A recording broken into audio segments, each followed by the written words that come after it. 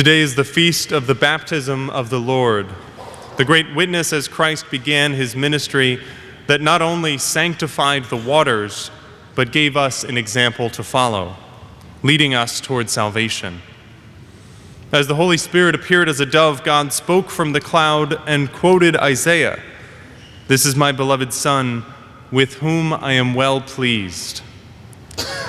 This quote comes from a part of Isaiah's prophecies called the Servant Songs, which we heard in our first reading. That was the first of 4 parts of that prophecy.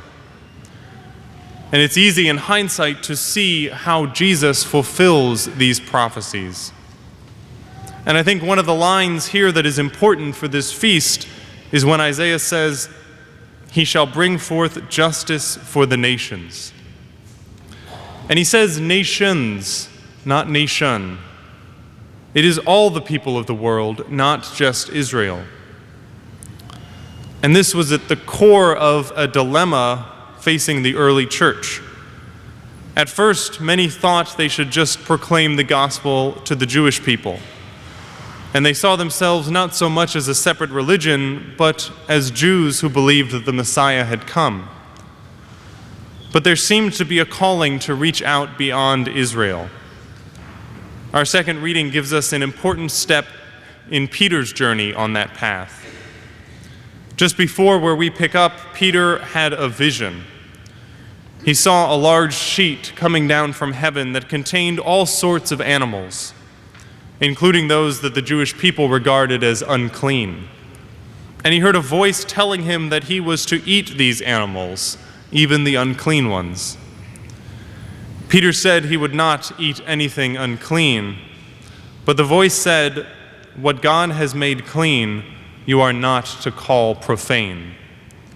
And the command came 3 times before the sheet went back up into heaven.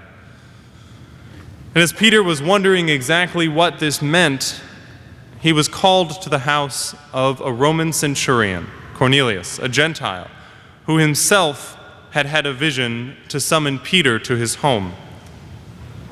And as Peter was preaching to them, which is what we read today, the Holy Spirit came upon them, and they began to speak in tongues, praising God. And this is incredibly profound. The first time Peter experienced anything like this, it was at Pentecost. And Peter was shocked that the Holy Spirit would come upon Gentiles in this way. But we should remember his vision. The lifting of the dietary restrictions on a simple level meant that Jews and Gentiles could sit down and share a meal together. But on a deeper level, it put them on equal ground in terms of God's plan of salvation. And in a pivotal moment of revelation, Peter realized that God was leading the way, showing Peter that these people were to be baptized, which is exactly what Peter did. This incident was core to the understanding that Christianity was not just a sect of Judaism with all the requirements of the old law, but that it was indeed something new. This decision paved the way for Peter, Paul, and the other apostles to head out into the world proclaiming the good news to all peoples, truly bringing forth justice for the nations. Now there's another important line in that prophecy from Isaiah. He says the servant will bring forth justice for the nations, but he will do this not crying out, not shouting, not making his voice heard in the street. In the grand scheme of things, Jesus acted very quietly here on earth. There were crowds at his miracles, but compared to Isaiah's prophecy of bringing justice to all the nations, this was nothing. And even fewer people witnessed his resurrection, the true goal of our following in the footsteps of Christ, beginning with our own baptism. Jesus showed Peter that the good news was something that had been entrusted to the followers of Christ to make known to the nations. And that is still true today.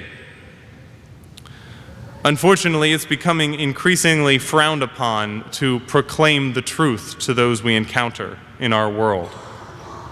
Religion is one of those subjects that's unacceptable as a topic of conversation.